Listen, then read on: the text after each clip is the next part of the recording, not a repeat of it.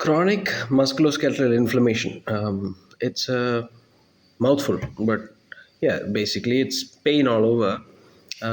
If it's because of a particular antigen or an antibody reaction, if it's due to autoimmunity, it's going to be a arthritis of some sort.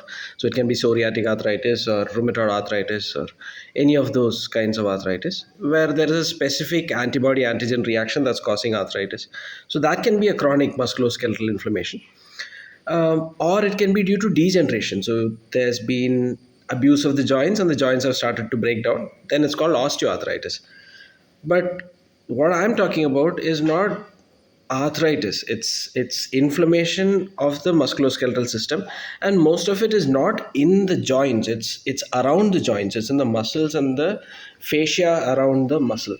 Now, this is a common problem, and it gets misdiagnosed as arthritis or it gets overtreated as arthritis, even when there's no blood results that indicate that there is an autoimmune reaction going on.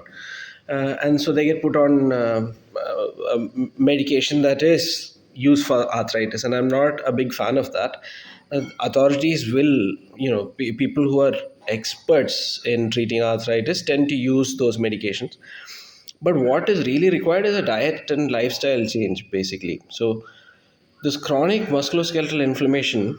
So suppose you've got a fever and you're achy all over. You feel stiff when you wake up in the morning, or you have a fever and an old back injury comes back. The pain comes back.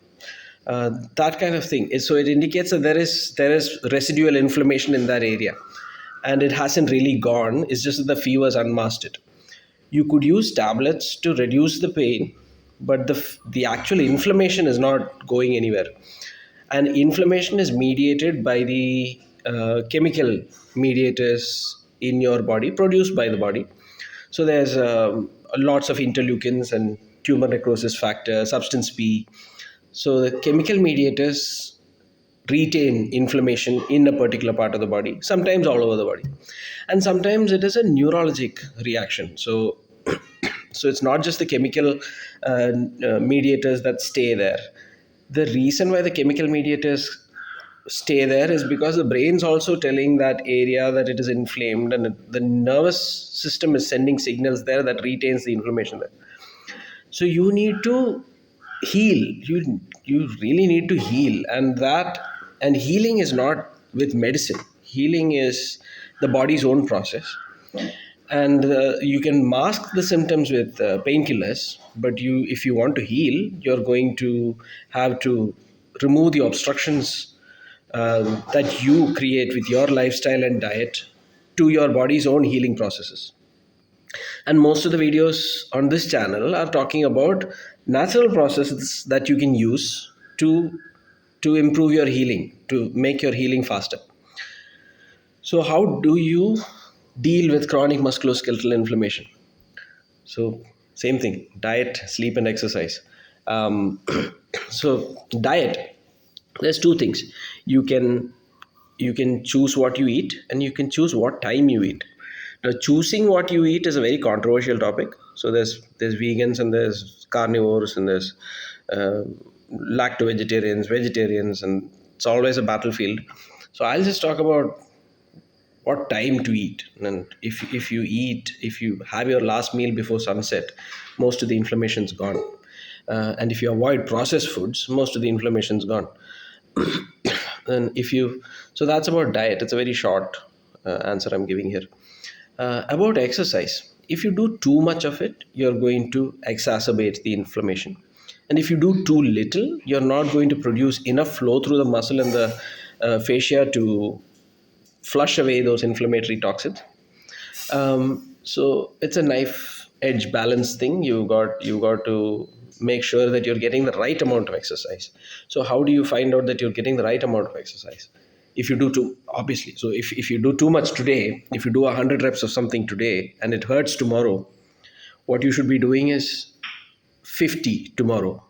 You shouldn't be resting. You shouldn't be doing 0 reps tomorrow, because if you let those inflammatory neurochemical mediators hang around in that area, they're going to stay there and encourage chronic inflammation. So you need to flush that stuff out.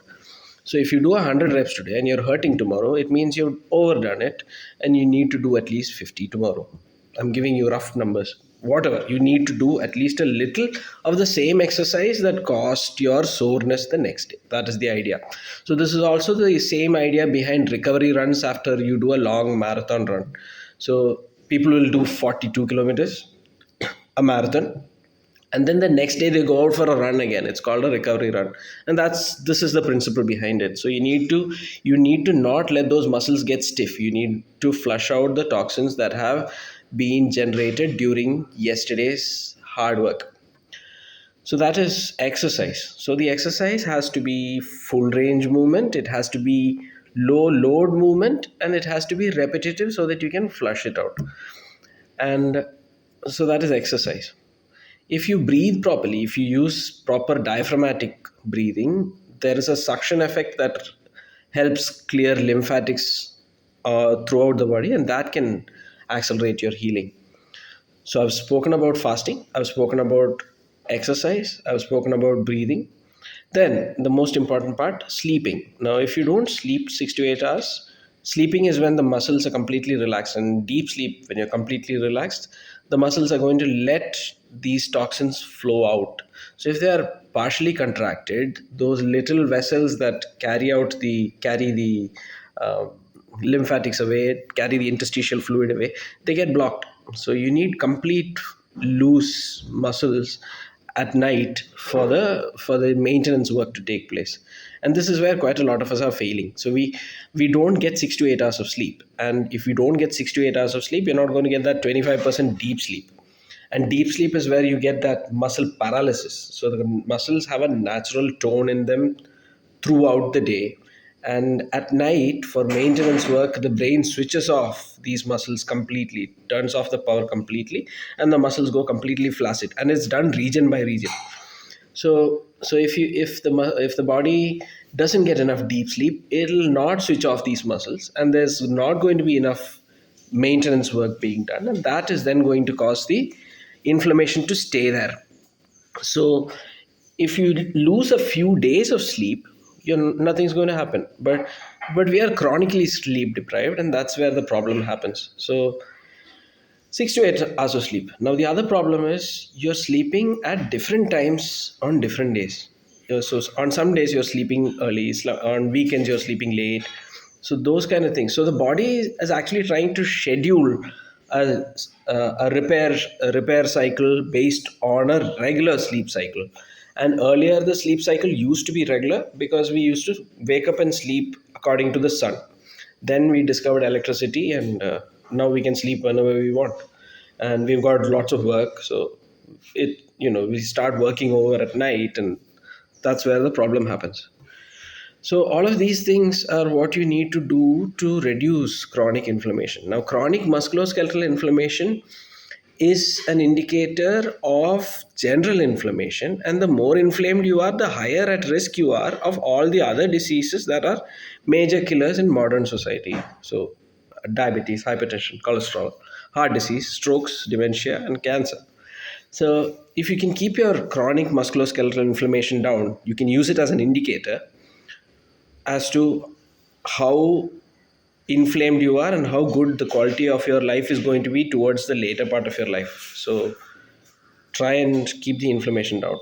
So diet, sleep, exercise, breathing, and yeah, stress control.